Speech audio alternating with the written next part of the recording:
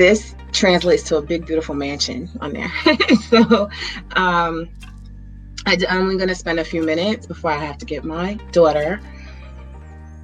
And, a lot of these are uploaded to my YouTube, which I have 2 YouTube channels. One is Jessica Marshall, which I started it with my name years ago. And then the other is Microloc Mastery, which is more specific to this. I'm going to be doing other videos about all the other aspects of myself. Hi,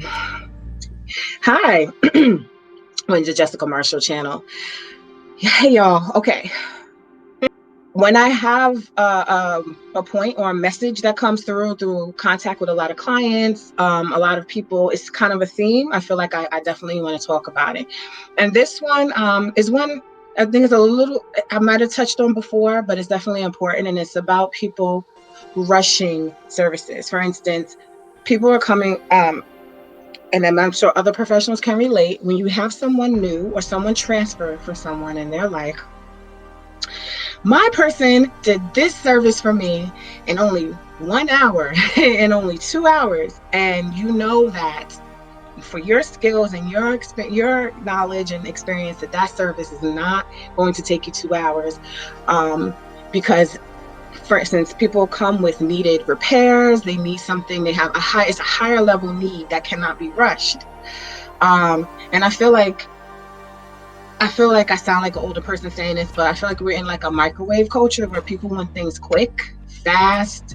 They're used to, like, a lot of bigger businesses automate stuff so you can be in and out. And so some people really use that to guide the work. When I said, don't overlook that it might not be in your best interest for the service to be done in 1 hour. Because when you come to someone else's chair who may have a higher skill level or do things with a little more refinement, they're going to see why that took quick.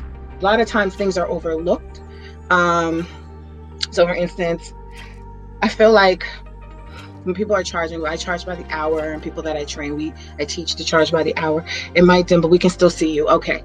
And all throughout, like the beginning of my career doing direct services with the hair to all the way, it was, sometimes people come in and say, well, I got my loctician to do my hair in 2 hours, right? They have as many locks as me, and I would see a lot, attention wasn't paid to a lot of the hair. It seemed like a marathon. And there was some people, not everyone, just a few people who were in this Speedy Gonzalez mindset. Like, we're going to get this fast. I got to get, like, my person's quick. But sometimes the quickness sacrifices the quality.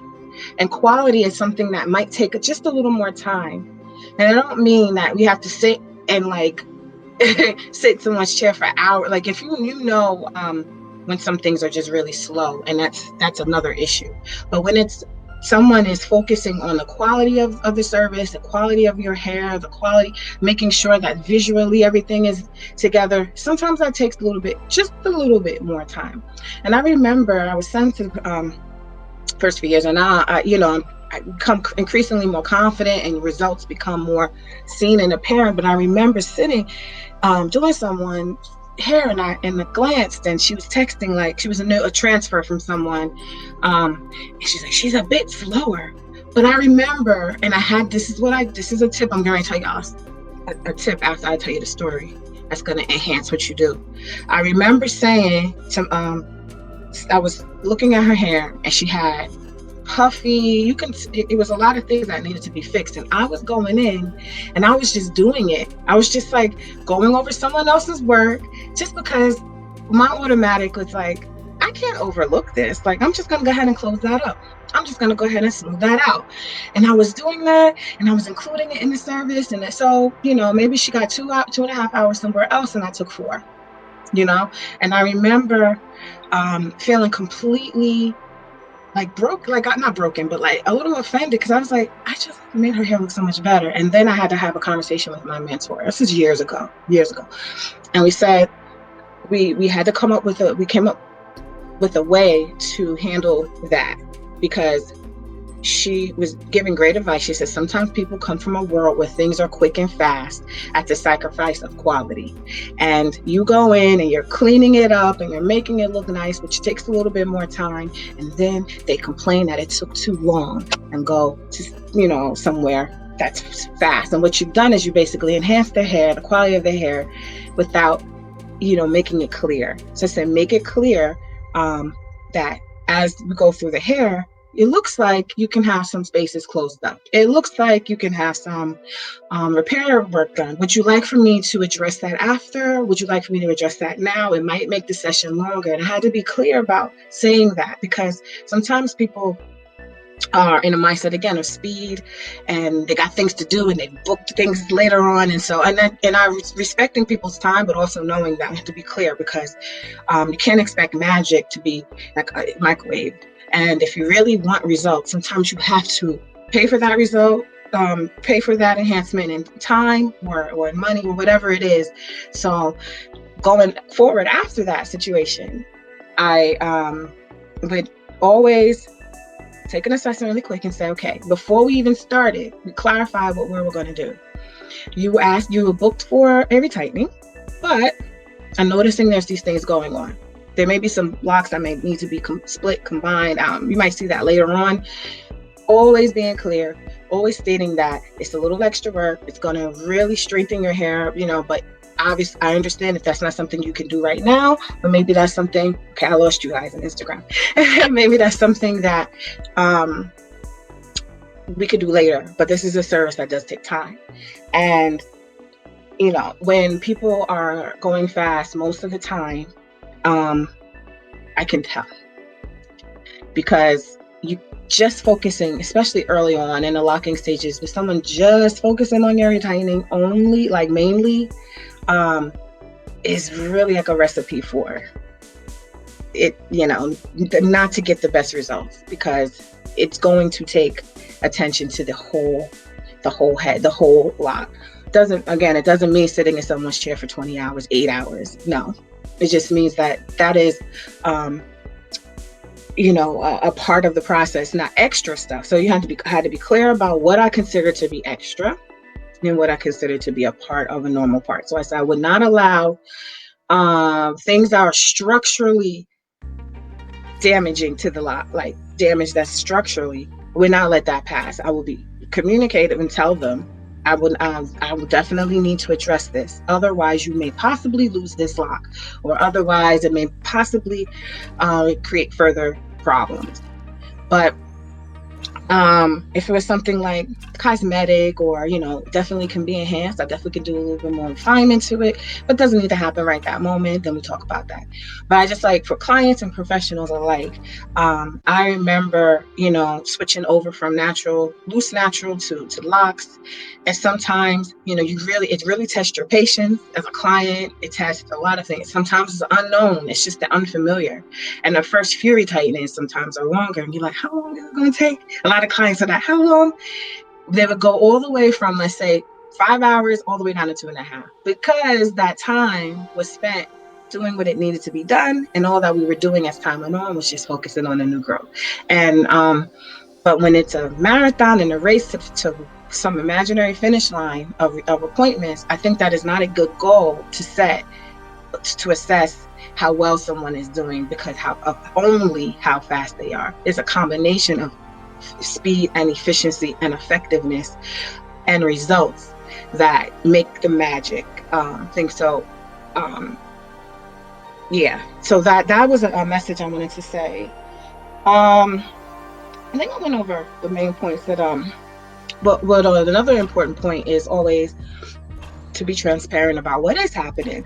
I'm speaking on client anecdotes or client. So this is an informal research. So I come from, my professional background, and even in the research realm and academia, that's another part of my background. I apply that to my business, and these are informal research, but I ask a lot. There's a lot of things that come up with clients. There's a lot of things that come up with professionals that I've trained or that I know. And so I'm speaking on themes that I'm hearing.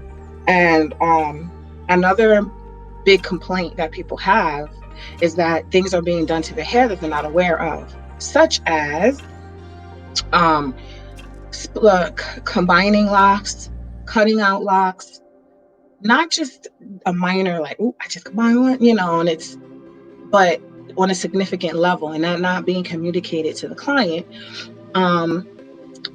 There's a certain realm that's under the professional, and that, you leave it to a professional.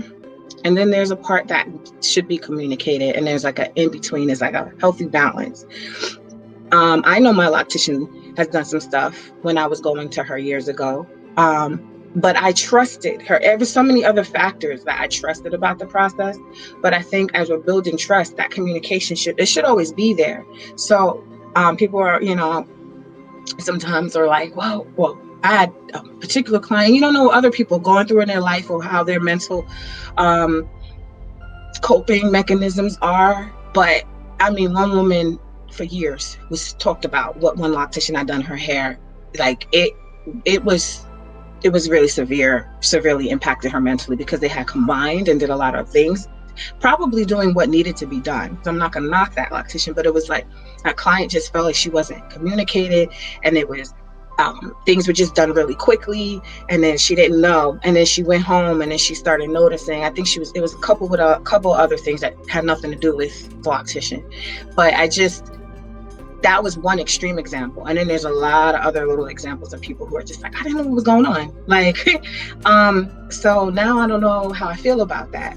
And so I say both ends, for clients to be more aware and sensitive, but also for the professionals to be more aware and sensitive that, as much as you like to own your work and creativity, this work is attached to a human being, and a human being that, should have communication and should have a feeling that they have a role still, even though we don't want to get too extreme on either end. We also don't want, it also is not cool to have like a client that try to tell you what to do, but feeling like they have say in what's happening and they're aware of it, and that it's not, and everyone just be clear about what's happening, what time it takes, what really requires high quality work, communication, and all those things. Yes, sis, you've been getting a lot of clients with that problem, not only with microlocks, but traditional locks as well. I think you're talking about the problem of combining. I think you're talking about combining. Yeah. If that's the case, yeah, definitely. There's some things that happen to just locks in general, and then there's some things that are a little more unique. But because our locks are on a smaller level, it's a little bit more important that we are that these things are. Strength is important. All those things are important. It's easier sometimes. Yes, combining, absolutely. And some people don't want combining. Because I had someone that she had her locks too small. She came in from another company and got them combined, and she was happy with that. That we were, really clear. But then there's sometimes splitting, these things need to happen just to help rehab the hair. People need to be realistic about what they're asking for. And I mean, that's basically what I wanted to talk about today. So quality takes sometimes a little more time. Speed does not equal quality. Efficiency results. And just like kind of putting things into perspective. I don't like to bash. I know things change. So like YouTube again was not out when I started. So YouTube has evolved, and there's a lot of things, a lot of quick people seeing things. DIY also came up on my notes for just the general culture of like, I want it now, I want it quick, but there's so many missing pieces to how that could, like, what you really want and what is required of that. And patience is the theme. Patience is the theme for almost everything. And I know how I was when I was looking for someone. I was just like, will I get that result? So I speak from someone who's gone through the process, and speak from someone who's done it, and then all in between. All right. Thank you guys for tuning in. Hope you have a great day, and I will see you again next time. Bye.